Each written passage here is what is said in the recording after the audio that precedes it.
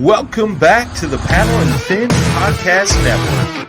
We're brought to you by Yak Gadget. For all your kayak fishing accessory needs, go to yakgadget.com. Pelican cases, coolers, and lighting.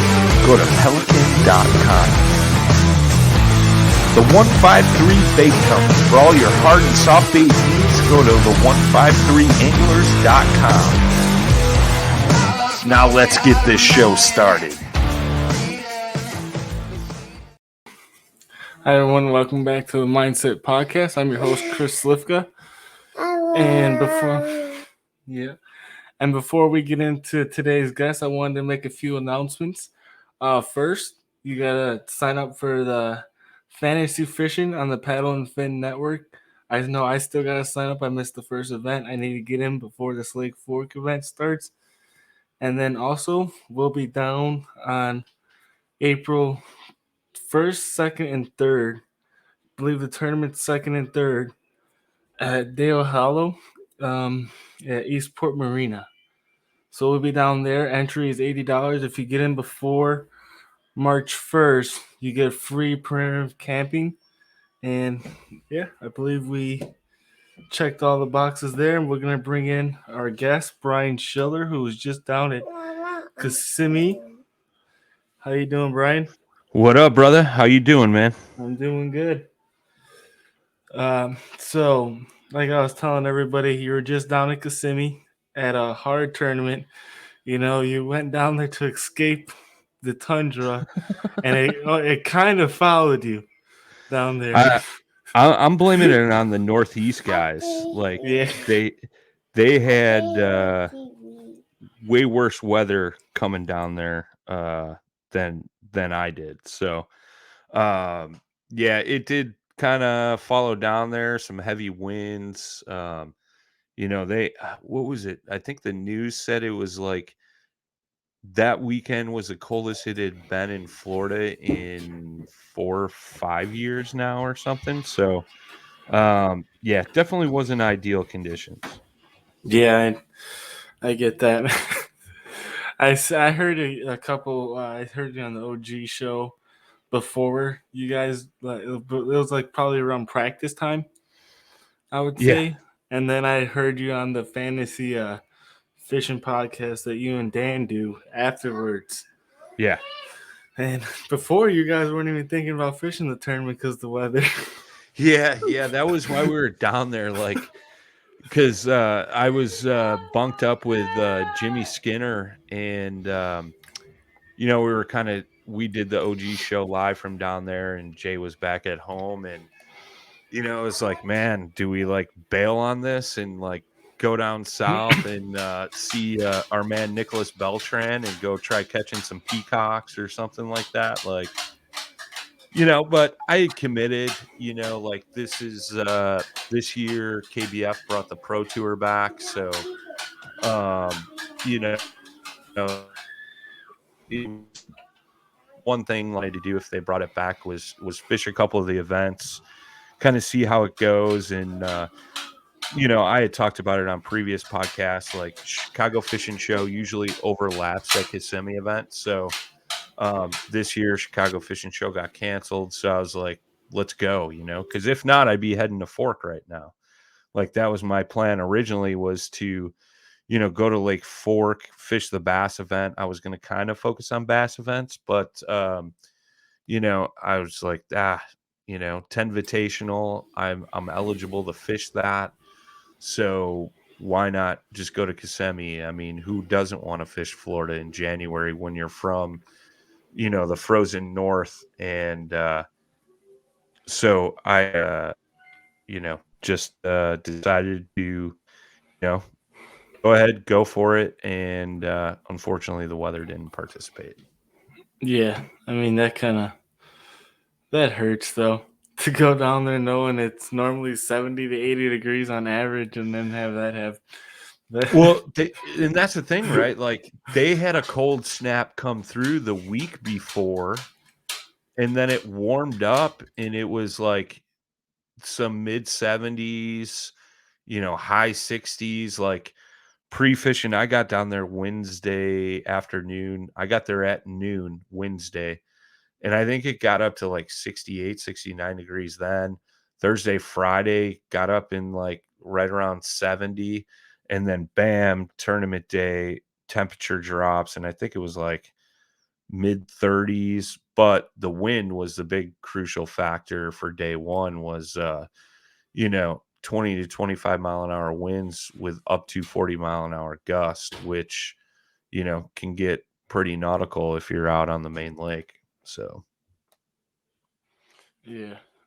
I mean, Florida is something I've always wanted to go fish, and I know that's one of the reasons Jimmy went down there. So I mean, I have no clue other than like what it looks like down there, other than seeing videos and everything. But well, and that was the one thing, right? Like I'm huge into doing research and looking at lakes before I go to them if I've never been there before. And I got a good friend of mine up this way who used to kind of live down that way, and he's got a bunch of buddies that live down that way.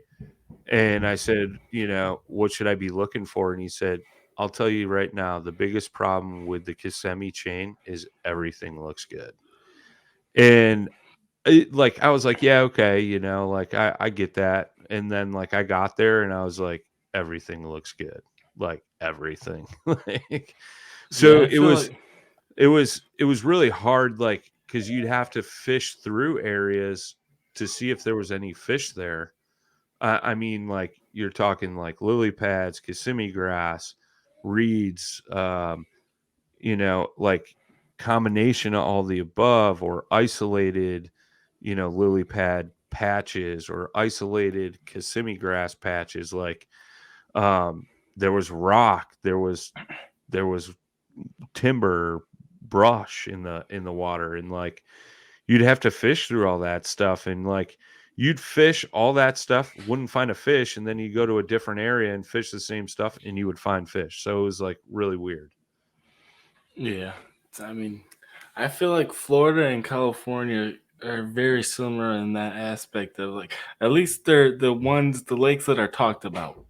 See, Where I don't know about that though, right? Because like I watched, like we were talking about, you were just watching a Greg Blanchard video, like I look at his videos and you could see those defined differences, like where the grass is or the hydrilla or where the rocks are. I mean, some of those reservoirs, yeah, like it's a lot of depth changes and stuff, but if you look for the gravel or the rock, it seems like you would find them out there. And again, I've never fished California, but just from what I've seen, I would think that. Now in Florida, you have like the whole lake looks like that. Like there's no open water. It's all grass, like and don't get me wrong, there is some open water, but I'm talking like hundreds of yards. Even like some points I bet like I know down on the south side of Kissimmee, me and Jimmy went down there one day to pre-fish, and I think from one side of the lake to the other, which is probably a mile, was all grass and pads and the stuff I'm talking about. So it's just like, where do you start? And not only that, but like you'll hear too, like a lot of those lakes down there are big flats or big like bowls almost. Like yeah, that's what you there's hear no about Okeechobee all the time. yeah, yeah, there's no like really defined like points or things like that.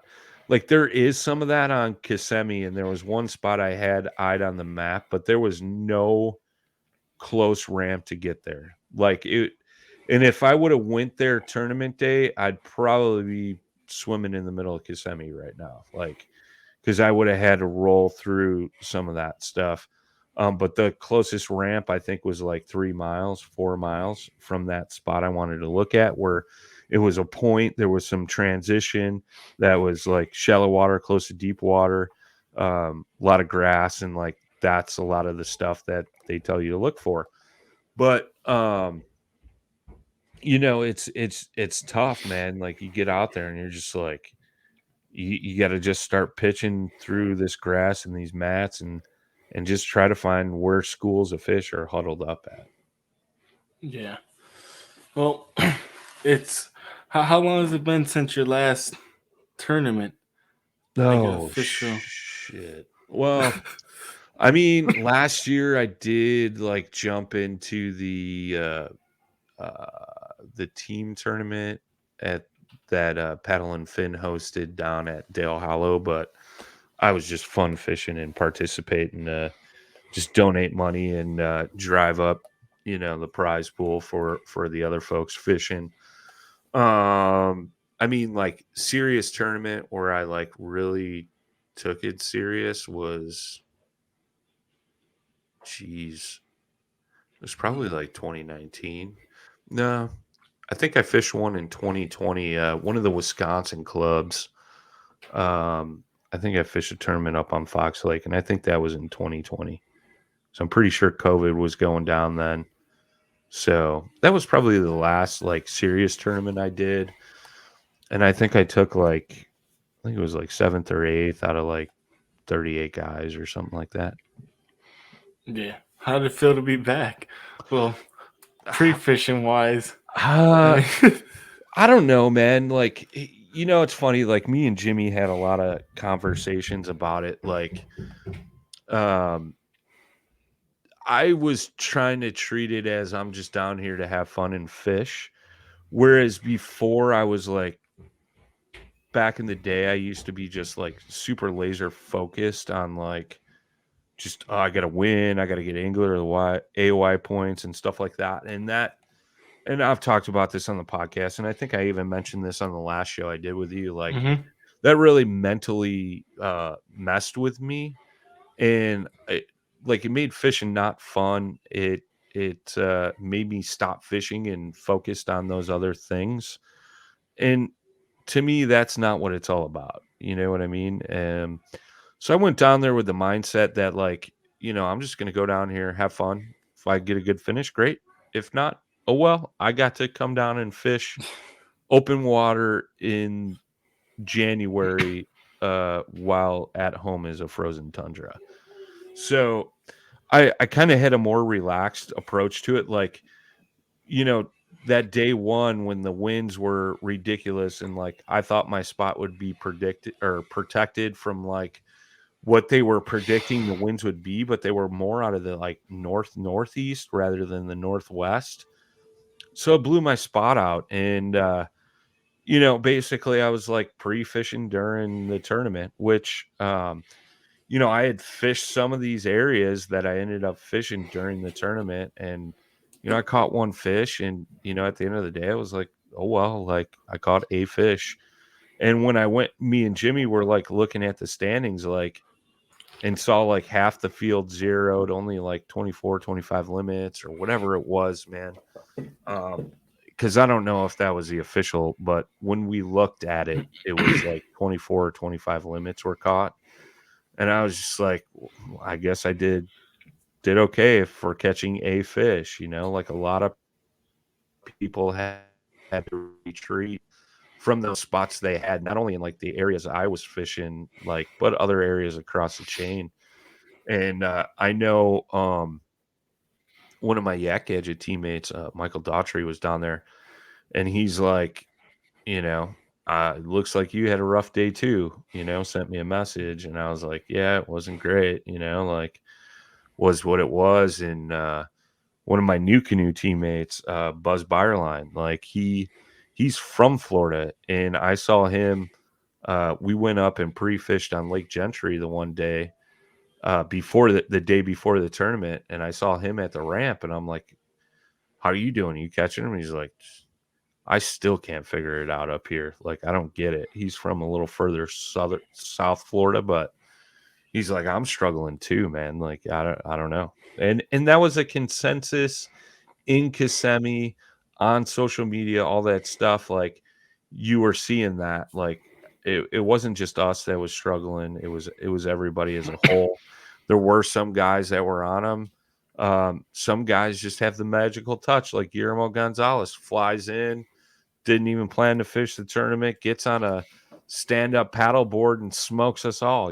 So like, I guess when you got the hands of God holding your fishing rod, like, what are you gonna do? But Yeah. yeah, it was brutal. It was brutal overall, but like at the end of the day, like I look at it and like even like I came back early. I skipped day two, just because I saw the temperatures were going to be worse.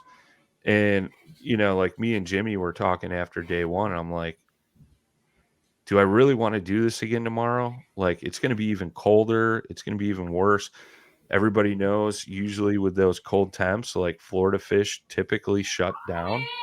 So I'm like, I could fish that tomorrow, or I could pack up the truck, leave tonight, be home tomorrow, save a vacation day for later on in the season, um, and not freeze my butt off and catch no fish tomorrow. Yeah. So, I I get you mean, there. it's one of those things. Like I get it because like back in the day when I used to run the tournament stuff pretty hard, like I had my own business. So like I could pick up and leave whenever I wanted, which was great. I made a career change in 2020. Was it 2020? Yeah. 2020, I think it was. Maybe it was 2021. But no, it's 2020. I made a career change and now I got limited time off, I only get 3 weeks a year. So um I got to pick and choose what I want to do, right? So like, you know, yeah, I could have stayed, maybe won that trail series number 2, but I had no shot at the pro series, the 10 invitational, you know, those things. But yeah, I could have had a shot at trail number 2, but on the flip side, it's like, let's be real with myself, right? Like, Yeah. At uh, that point, for me, at that point, I would be fighting for Angler of the Year points, yeah, I mean, you know, which, in that type of tournament environment. yeah, yeah, I mean, that's what everybody wants, right? AOI points, especially in KBF, because look at the 10, if you end up in the top 10, you get invited to this one of the most prestigious events in kayak bass fishing. And that'd be great. But not only that, but like you said, AOI points in the pro series, like because they're making it from this year forward. You got to qualify for to be eligible to fish the pro series through your finish or ranking in that pro tour and or the trail series. So it's like I already bombed out on that pretty much. So what's the point? Let's save a day, put it towards another tournament later in the season, and make up for it and have a way better finish. Yeah, I agree there. So, um, so you only ended up with one fish on Saturday? Yeah, Because one fish, all one right. 16 and a half monster. Well, I was asking because when I looked at the standings Sunday night, and it said you had three. It Okay, said you had 31 inches. That's why I was kind of, when you're like, I only caught one fish, I was kind of confused. So that's weird. I don't know if Fishing Chaos has something wrong, but That's weird that you say that because I know in my email it showed that that like 3 separate emails saying my fish was accepted, but I only submitted it once. So that's weird. I'm gonna pull it up right now while we're yeah, talking. But yeah, I only had one 16 and a half fish. Um, and that was the thing too, right? Like that day one, there was a big boat tournament going on as well. And it was funny, like me and Jimmy were in this channel that connects Hatchahaw to Kissimmee, and we saw these 2 smaller boats go by, and we're like, they'll be back soon, because they were heading to Kissimmee where like the wind was raging and the waves were ridiculous. And sure enough, dude, they came flying back by like 10 minutes later, and it was kind of funny, but what are you gonna do? yeah. But So do go ahead. Do you feel like you guys were limited to spaces because of the weather versus if you were going down there and it was just a normal kind of conditions? Yeah, so there was uh there was a lot of other kayakers at launch where we were. Some of them went up to Hatchahaw, some of them went down to Kissimmee. So like when the wind kicked up and it was bad, um we we all ended up back at the marina where we launched, and everybody was fishing docks and the shoreline and stuff like that. So like at one point there was probably 10 or 15 kayaks up in the marina, and then there was probably another 10, fishing boats as well. And yeah, it was rough, man. It was really rough, and you were battling against that. So I'm looking at the standings right now. There was 27 limits caught. And then Josh Stewart was in 28th place with 4 fish. Oh, somebody was below him with 5, another 5. So maybe there was way more limits caught than that. There's one with 4. Just a lot smaller fish. Yeah, so there might have been like 30 limits, but out of 150 entries, that's pretty bad. You know what I mean? Yeah. Well, I mean, Florida can like from even like the Elite Series guys. There's guys who go down there every year and struggle. You know, it's one of those hit or miss type of places. I feel like, at least Yeah. from what I hear from everybody who fishes it. And Interesting. Interesting. Yeah, I mean it's very unique down there, man. Like, not gonna lie, like I was kind of surprised, but I'm glad I did it. Like, I've fished in Florida before, and it was on Lake Tarpon, which is kind of over on the Gulf side almost. And that was like way back in the day. I think it was like 19. And yeah, it was a good time. Got a huge bass down there. Was with my old man and my brother, so it was super cool. But um, yeah, other than that, yeah, it is showing that I only caught 116 and a half fish, and okay, so maybe out of 150 people, ended up ranked 81st. So I mean, if that says okay. anything, like out of 150, you catch 116 and a half fish, and you're basically middle of the pack. So yeah, but but yeah, man. I mean, like I said, man, it's all about the experience. That's what you got to treat it as. I'm not like nowadays. I'm not like super like laser focused on like you know I gotta win. I gotta win AOI. I gotta be the angler of the year, whatever. When I had a conversation with my father, who's like my biggest fan, right? And even my wife and some of my close friends, I'm like, what do I have to prove? Like, I've proven before, like I can compete at those levels, like go out, have a good finish, show up to a lake I've never been to, put a limit together, and end up in the top 10 consistently. Like, so what's the difference? Like, who am I competing against? Myself? Like, entering tournaments? I'm the type of guy though that likes to travel around and go to new places and fish new bodies of water and try to figure those fish out. So why not have fun doing it rather than having that pressure of tournament, like gotta win, like because I just put up $600 to enter in a weekend full of tournaments.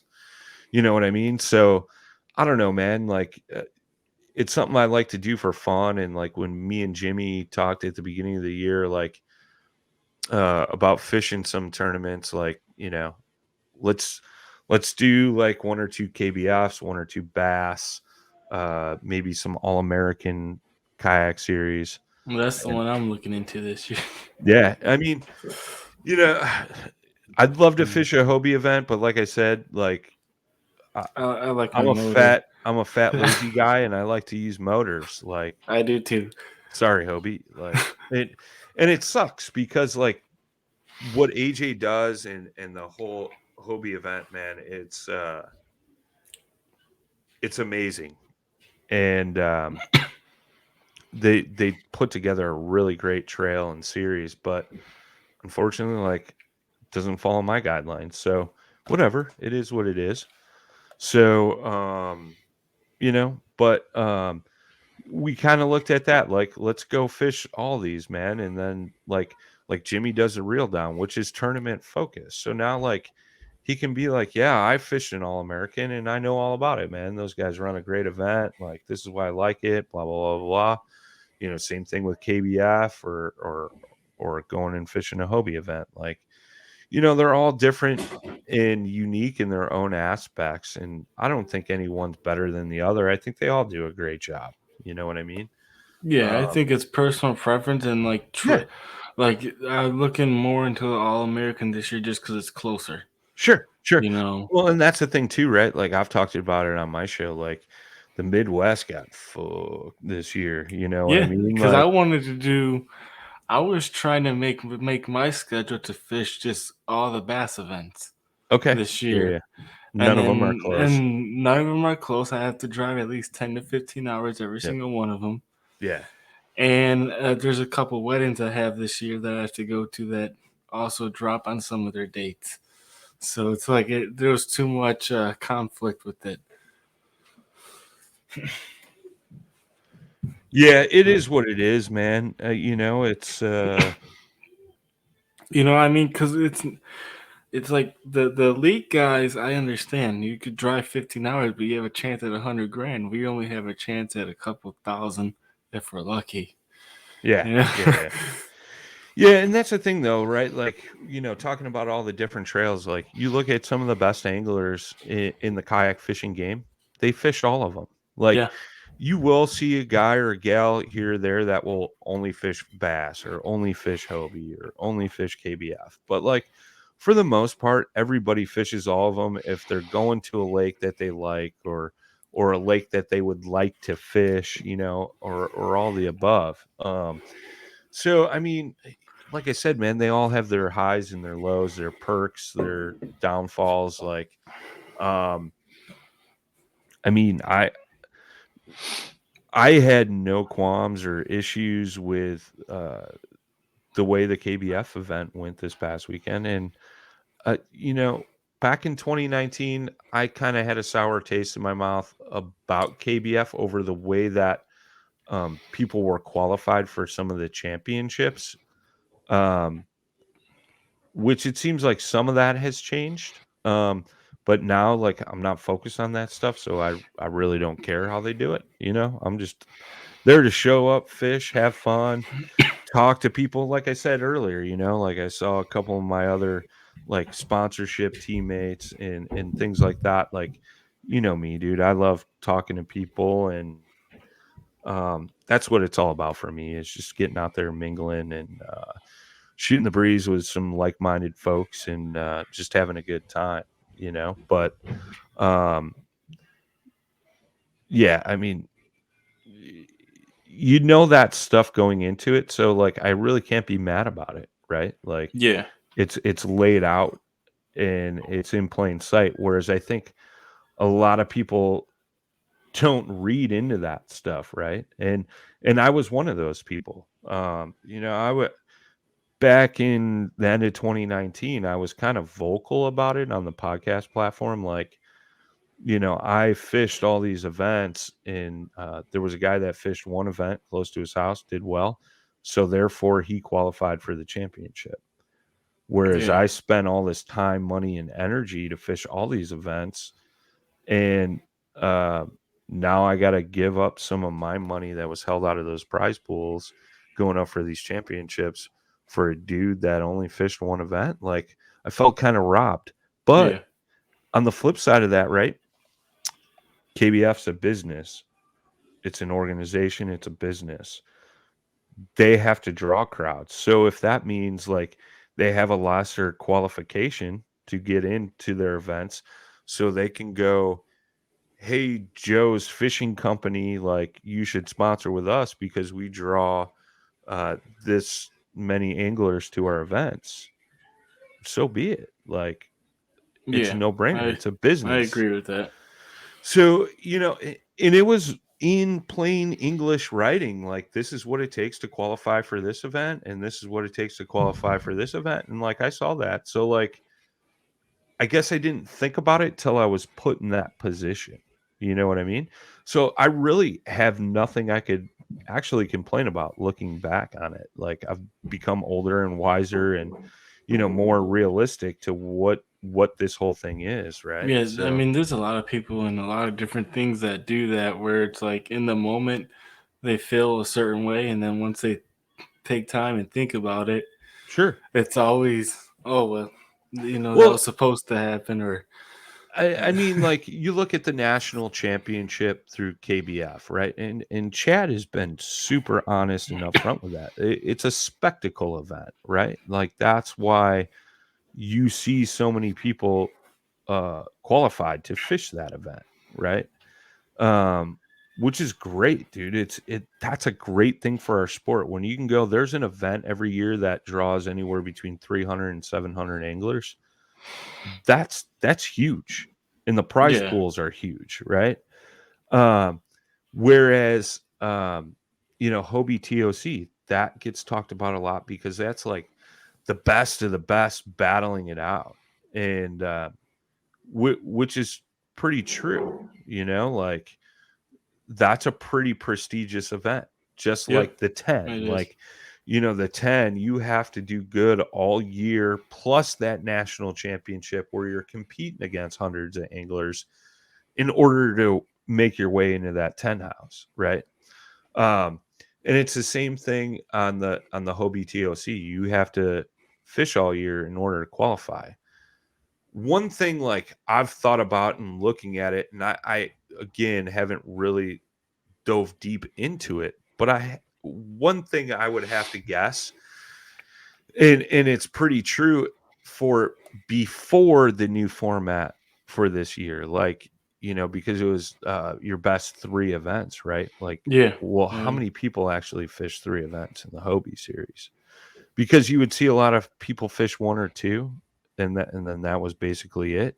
And it seemed like the ones that actually fished 3 or more made it into that TOC. Mm-hmm. And I could be wrong too. Like I said, I haven't looked at the numbers or the scores or how many people entered all those tournaments. But it's the same way with like KBF and the AOI. Like, I know when I went hard at it, like,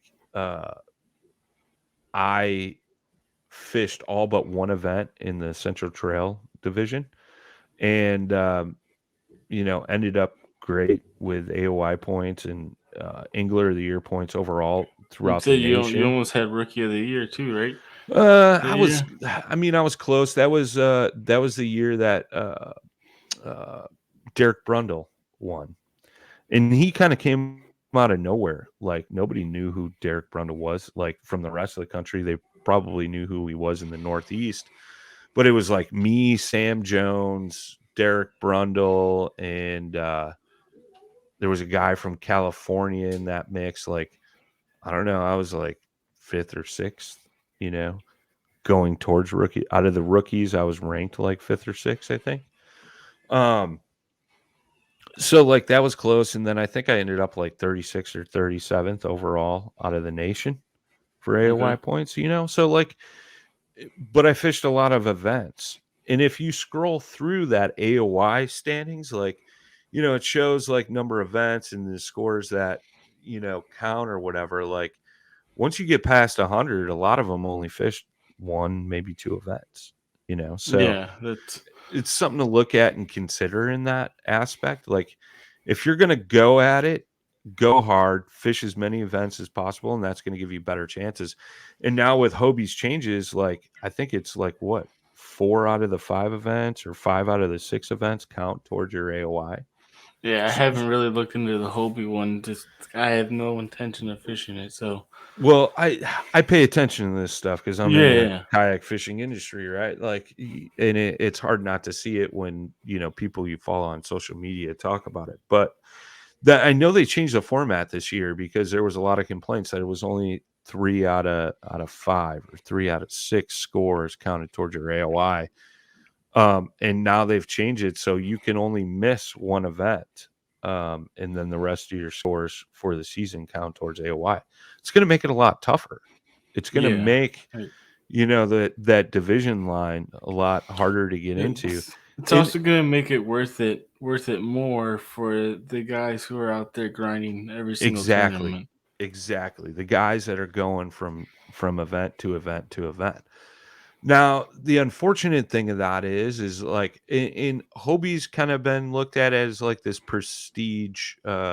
prestigious trail, which I totally agree with, man. Again, AJ's done an awesome job. It's a higher entry fee tournament compared to like the KBF Trail Series.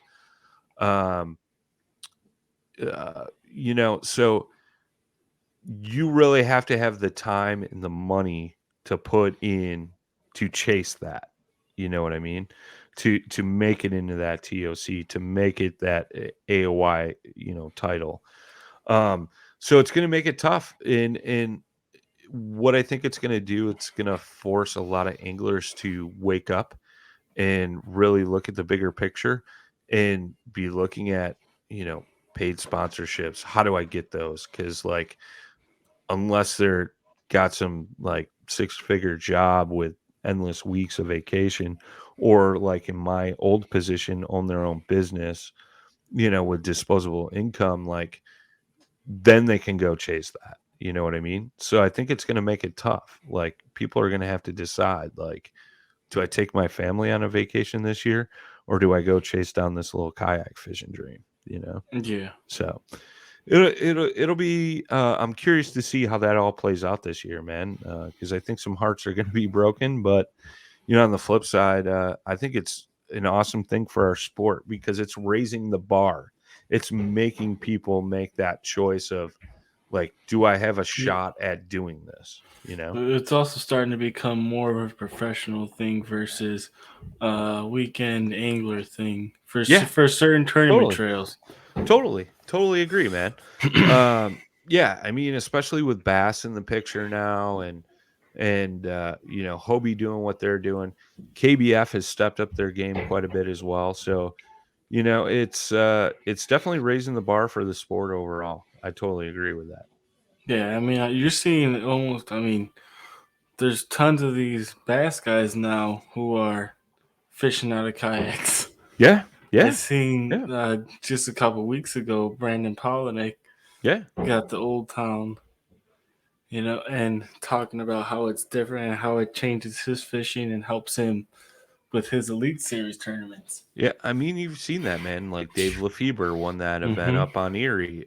Brian Latimer's always out in a kayak. Mike Yeah. Iaconelli, in a Hobie. And he won that bass event last year. So, and he said that win was one of the most meaningful things Yeah. to him, and especially for that year. Like he re-qualified through the opens last year, but he said that bass win out of a kayak meant more to him. You know what I mean? Like that's pretty freaking huge, man. When you got a fishing superstar like Mike Iaconelli saying that, like that Yeah. does, Someone who literally changed the sport. yeah, that does Yeah. great things for the sport. So Yeah, I know we got off topic there, but it's great conversation either way. yeah, for sure, man. Like Seems I to be love the diving theme. into that. Like I know I spun that in a million different directions, but like it's again, title of your podcast is mindset. That's my mindset on all that stuff. Yeah, That's yeah. how it I all mean, works for this me. is this is how it's been going Yeah. the last few episodes. We start with one thing and but it's a good thing because it's great And conversation and people need to hear it. yeah, for sure, man. You know. And that's the thing. Like, I'm not saying my way is the right way, right? Like, everybody's got their own derivatives in what they want out of this. You know what I mean? They're the sport, the tournament fishing, all that stuff. Like I got friends, man, they're like tournaments. Like, what the hell is wrong with you, dude? Like, Brad Hicks. you go and try. Well, and Brad Hicks is He- full of shit too, because like he'll fish his local club events and do awesome, and then be like, "Yeah, I don't want to fish the championship, but I'm leading AOI." Like he legitimately did that, and Yep. and that was because like I compare Brad to a punk rocker. He acts like he doesn't care, but he really does. But everybody's different, dude. Everybody gets something different out of fishing, kayak fishing, competitive fishing, like, and that's the thing too. Like, right? I had a long conversation with Jay Randall. I'm like, going back to like, what do I have to prove? Like, my sponsors aren't going to drop me because I'm not out there on the tournament trail. Yeah. They sponsor me for other reasons, and like, that's the thing. If you want to like make your way into the fishing community, right, and like, or the fishing world, business wise, career wise, things like that. Like you and I have had this conversation. Yep. You got to find your niche, and you got to like dive in on that niche and put all your effort towards that instead of trying to spread it across the board. You know what I mean? So like that's the thing. Like I go out and fish tournaments now just for fun. Like back in 2019, I was trying to make a name for myself. I was trying to make a name for this podcast, and it worked. Like look where we're at now compared to where Paddle and Fin was in beginning in 2019. Like nobody knew about Paddle and Fin really. So, I had ulterior motives back in 2019 versus fast forward to 2022. I could care less if I won a championship. I mean, I shouldn't say that. Like if I won a tournament, like dude, that would be one of the happiest days of my life. Don't get me wrong. Like Yeah, I mean, we all. I've always wanted to win an event. I've come close many times. Like who cares if I win though, right? Like it is what it is. But Yeah, I see your point there though, because like you're doing it now for fun versus, and I feel like when you go out there doing it for fun, you sometimes actually end up doing better than if you take it too seriously. right, Yeah. right. And that's just it, man. Like it was so stressful in 2019, man. I was traveling by myself. I didn't know a lot of these road anglers. It's one of the loneliest things you could do, man. Right. Next to truck driving, because that's what you're basically doing. And Like, see, like I come from my old man was a truck driver. He owned yeah, his own so trucking was company. mine. I've been around truckers my entire life, right? And that's the thing, dude. Like you can ask my wife. Like I love being on the road. Like I'll drive. When I went to Kissimmee, I left work. I got up Tuesday morning at 5 a.m., loaded my truck, went to work, worked till 4:30 in the afternoon, drove straight through the night to get to Kissimmee, Florida by 12:30. I took a 1 hour nap in a rest area, and like might have slept a half hour of that. And I was just so amped up and wanted to get out on the water and fish. You know what I mean? And you know, in 2019, like there was a stretch where I was on the road for like 14 days or something like that, 15. I don't remember, dude. And I was all by myself. I didn't know anybody at these events, nothing. And it was super lonely. And I told my wife, like halfway through it, I'm like, I'm ready to come home. Like, she's like, what do you mean? I'm like, dude, I wake up in the morning, I go straight to the boat ramp, I fish till dark, I come back, I cook myself dinner, and then like I'm here by myself and I'm talking to you, and then I'm gonna go to bed and I'm gonna get up and do it all over again. And a good friend of mine like that used to fish the walleye circuits, he told me the same thing. He's like, you think I'm on vacation? He's like, fishing is work, he's like, you just go out fishing with me when we're out fishing for fun, catching walleyes for food and cackling it up. But in reality, it's like a job. And it really is. And that was a huge It's one of the awakening for me hardest too. working jobs, man.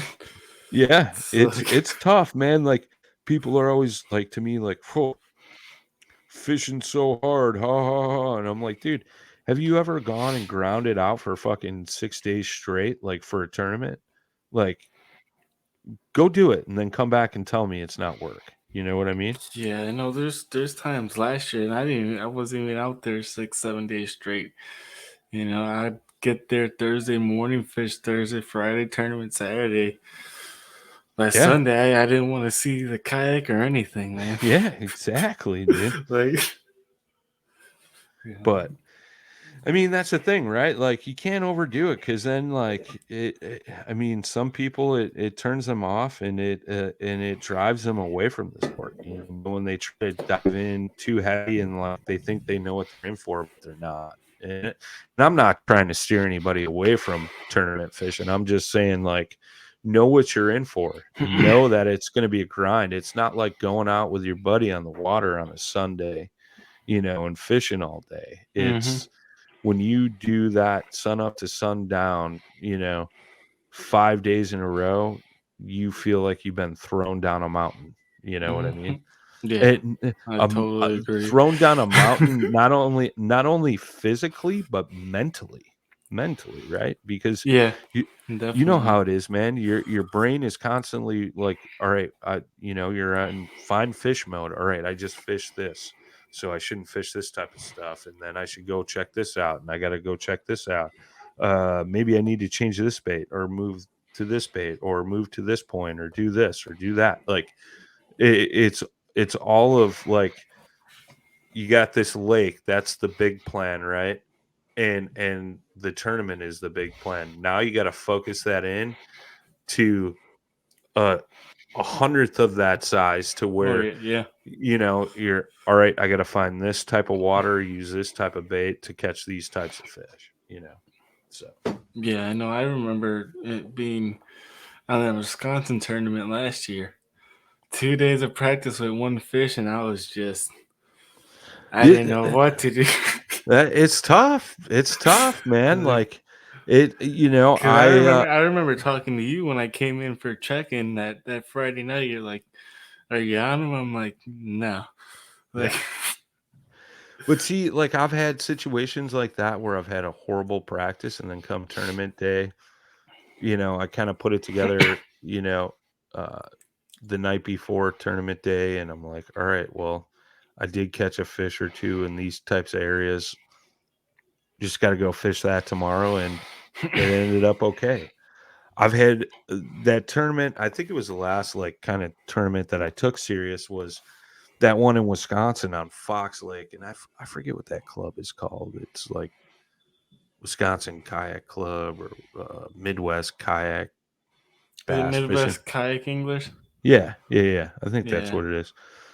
Sunny, is it Sunny that runs that I'm not sure. They're out of Milwaukee, or I think. Money? Yeah, Money, right? Is the dude's name? Um, Good group of guys, man. Enjoyed fishing that event. Jacob Ruff up in Waukesha like talked me into coming up and fishing it. I didn't know anything about the lake, never seen it before, never fished it before. I just showed up tournament morning and was like, all right. And I talked to Jacob because he had been pre-fishing. He's like, just throw a black and blue jackhammer. You'll be all right. And I was like, okay, that's what I did. And I caught some nice fish, caught some really nice pike too, and had a good time. And like I said, I think I fished like eighth or something like that, seventh. I don't know. But it was a unique tournament. Never pre-fished or nothing. Just showed up at the ramp, looked at Navionics, and was like, "All right, I'm gonna go fish this," and it worked out. And again, I've driven 18 and a half hours and went and fished a buttload of water and thought I had it dialed in and only caught one fish tournament day, Kissimmee. So, it's one of those things, dude. Like, it's not always going to go your way. You just got to kind of cross your fingers and toes and hope it does. Yeah, So, definitely. Because I remember, like, I had one fish in Wisconsin going into tournament day, and Titus was filming at the boat dock, and he's like, "How do you think you're gonna do today?" And I was like, "I don't know." He's like, "Well, what are you gonna do?" I said, "I see lily pads. I got a frog. I'm just gonna figure it out." yeah. Like, and I ended up catching three. I should have had a limit. It was my fault why I lost the other fish. But I ended up catching 4 that day. Yeah. I should have See, had a limit. that just goes to show, like, Yeah. even if your practice is tough, like you can still pull out a nice bag Yeah. tournament day. Like, that's the thing. Like pre-fishing to me isn't like necessarily finding fish, it's eliminating water to fish. Yeah. You know what I mean? Like if you can eliminate all that water and then all you have left is this little chunk over here, well, guess what? That little chunk should hold those fish. So I'm going there tomorrow and sure enough you pull out a bag, Yeah. So Yeah. it's cool, man. I dig that. I dig it when it happens that way. I know, like, it sounds kind of stupid, but like, and I'm Well, usually it's I'm usually stressful in the moment. yeah, I'm You know? usually stressing out, shitting my pants, like, what the hell did I get myself in for? And then come tournament day, you're like, damn, I'm glad I came here. Yep. See, I'm the man. I figured it out, like, but it's one of those things, dude. And I've had the opposite, right? I've gone pre-fishing, and it was actually on Madison Chain, gone pre-fishing and like was catching fish hand over fist, and I'm like, I need to get out of here. Like, this is gonna be my spot for tournament day. And went back there tournament day and just smashed them and had an awesome finish, Yeah. So I mean, I've had to go all ways, and um you just can't give up. That's the biggest key, unless you want Oh to save yeah. a vacation day.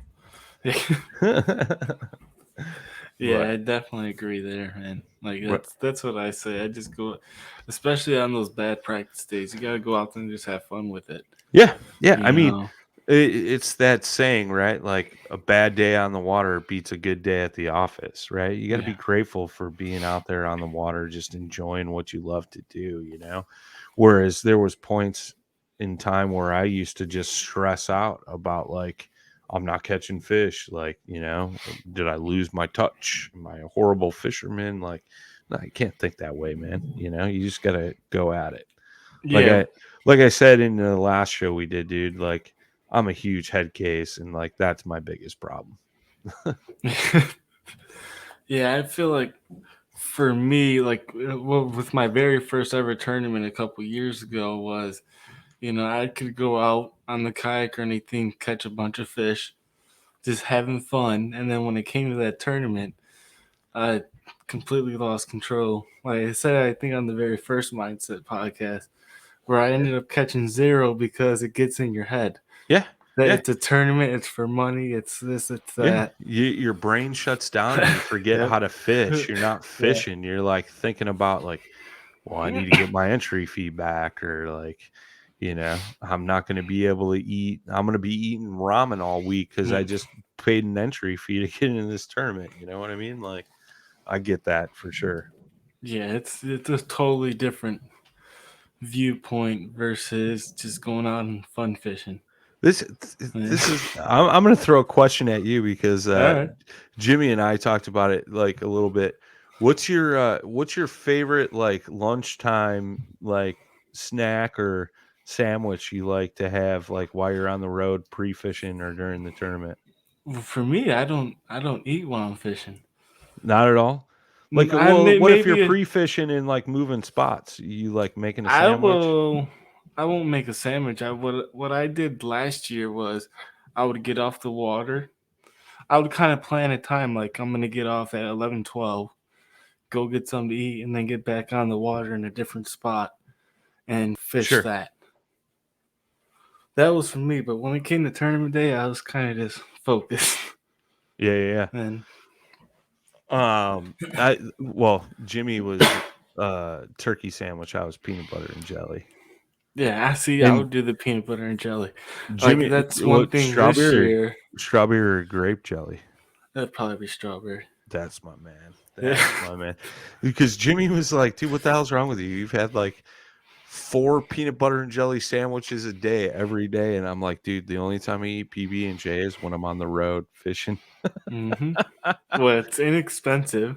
Yeah, exactly. And it's technically somewhat healthy for you. It's giving you the protein and the carbs from the peanut butter. Right. So I know Gerald Twindle talks about that a lot. He stops fishing, no matter what tournament wise or anything. He'll stop fishing midday, eat his peanut butter and jelly sandwich. Yeah. Well, like everybody's got like these goofy like things that they do on the water. Like Alan Reed, he used to get the like 5-pack Hostess like chocolate covered donuts, Yeah. and he would stick them in his kayak, but he wasn't allowed to eat them till he got his limit of fish. And once he got his limit of fish, he would stop fishing and eat his donuts. Yeah. I would have So been in trouble last year. yeah. So I've done that a couple times with him, and that was always fun and cool. So Yeah, everybody has their thing. I think this year though, I want to focus more on making sure I'm hydrated, making sure I am eating something, because I feel like towards the end of the day, I'm completely drained, and I yeah, feel like that's part of it. it's huge, man. It's definitely huge, and I mean we can go down a whole rabbit hole with that, but Oh, I yeah, know. I totally agree.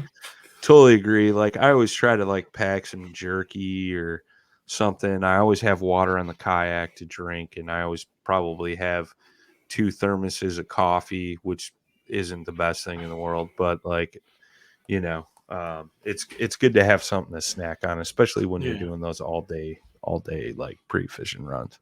Oh yeah, for sure. I agree with that. Been going on for an hour. I Yeah, know man. you've had a busy day Yeah, dude, and this a is busy night.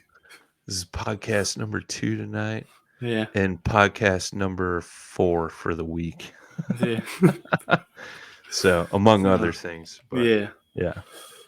So, final thoughts. I would say, what would you give to the angler who struggles in a tournament like you did this past tournament? What would you say is the best way to move on and move forward from that? Just I mean the biggest thing, man, is don't let it get to you. Everybody's going to have a bad event.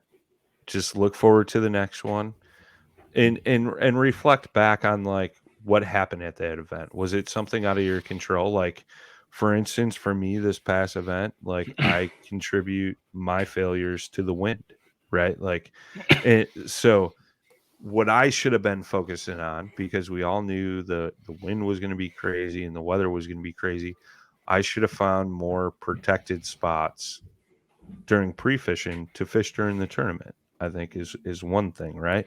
So like kind of learn my lesson from that. And I'm usually one that tries to find 3 spots, and unfortunately all my spots were affected by the wind, right? Which was kind of dumb on my part. And I realize that, and it is what it is. But and sometimes that stuff is out of your control. Like you're gonna find this hole that like holds these huge fish, and then you have these winds like we did down there, and you're not going to be able to get to that spot. So always have a backup plan, learn from what you did, and know that like everybody has a bad tournament. Like when I was just scrolling through the standings, right, to make sure that like they didn't double enter my fish, because I was about to message them and be like, yo, this is wrong. Like as much as I'd like the extra AOI points, like this is wrong. But like I looked at when I was scrolling through, I noticed Gene Jensen only caught 3 fish. I think Jody Queen only had like 1 or 2 fish, and Jody does awesome at that tournament every year. So like even the best struggle, you know what I mean? Yeah. Like there's also some anglers on that scoreboard or leaderboard that struggled. It sometimes it's not just you, like you have these tournaments where you're bad, and you have guys that will come down and just crush them anyways. Like that's going to happen. Know it's going to happen. Don't beat yourself up about it. Learn from your mistakes. And that's the thing, right? Like I've always talked about, like I learn at least one new thing every single trip out on the water. And I agree with that statement. and at least one thing, right? And Yeah. like you should do the same with your tournaments, right? Like tournaments are a different animal. It's not just going out and fun fishing. Learn something new from that tournament, like having a backup spot, having extra baits, or having 2 rods rigged up with the same bait. Like things like that. Like You're going to learn. Just learn from your mistakes. Just brush the dust off your shoulders, get up, and keep going at it. Like it can only get better, and when you listen to these podcasts, like I've done numerous, I don't even know how many podcasts now, right? But like a lot of them, I've talked to some of the best anglers in the country, let alone the world. And their biggest contribution to their success is time on the water. So just get out there, fish, and put your time in and figure out those fish, how they eat, how they live, where they live, and all that good stuff, and just keep grinding it out, and you will get there. Yeah, I mean that's one thing I talked about in the last podcast I did was time on the water and figuring the fish out is more important than anything that you can buy as far as gear, electronics, boats. Yeah. Heck yeah, man. Like that's the thing. Like look at perfect example, Drew Gregory. He tries. Yeah. I talked to him on the phone today, and like when I got into this game, I idolized Drew. Now, the dude calls me on the phone out of the blue, and I'm like, Drew Gregory's gone. Okay, but he's one of the most simplistic guys when it comes to tournament fishing. Most of the time, he's grabbing a light boat, a paddle, 2 or 3 rods, and a few baits, and he's going out and just absolutely crushing the competition. Like you don't need the latest and greatest in order to win a tournament. Like we were just talking about on the OG show, like, do you need live scope or 360 view from Humminbird, things like that in order to be successful? No, absolutely not. Look at Drew. Guy never fishes with electronics usually anyways. He's usually in some backwater skinny creek that he had to jump off a cliff and throw his kayak off of to get down to the water and like found the fish. Like, everybody's got a different style of fishing. Just again, focus on your strengths, go after it, and get her done. Absolutely. We'll end it on that. Hell yeah. And I appreciate you joining me, especially anytime, man. As late as it is tonight. And yeah, we'll end it here. I appreciate everyone watching and listening. And remember to sign up for it's the fantasy fishing on the Paddle and Fin Network, right? Yep. You can go to paddleandfin.com/fantasy. All the rules, the info's there, the link to sign up, some cool prizes given away. The season split into 4 quarters. So, and the overall season. So, you got a chance every few events to win some cool stuff. And it's brought to you by the good folks at Pelican. And then, like Chris said before, get signed up for the Dale Hollow event. All the info for that will be in the show notes down below. And, we hope to see a bunch of folks down there. Had a great turnout last year. Everybody had an amazing time. We're continuing to host that event down there at Eastport Marina on beautiful Dale Hollow Lake. And, looking forward to seeing everybody down there. A lot of our hosts are going to be there. I know Chris said he's going to be there. I'm going to be there. And a lot of the rest of the crew. So it should be a good time. Yeah, I'm looking forward to it, man. Looking forward to open water. Yeah, buddy. Yeah, buddy. All right, man. In the meantime, we'll stick to the hard water, my man. Yep. Have a good night. See you. Thanks for tuning in to another killer episode on Paddle and Fin. Don't forget to go check out our website at paddle_and_fin.com. Don't forget to check out the YouTube channel at Paddle and Fin. If you got a question, comment, want to hear from a future guest on a future episode, feel free to email us at paddle_and_fin@gmail.com. Don't forget to follow us on social media at Paddle and Fin on Facebook and Instagram. Shout out to our show supporters, Angler. The Angler button and app just makes for a better time on the water and creates a virtual logbook for every fishing outing out on the water. Shout out to Rocktown Adventures, located in Northern Illinois, for all your kayaking, camping, and hiking needs. Shout out to Jigmasters Jigs. When in doubt, get the jig out. Go to jigmasters.com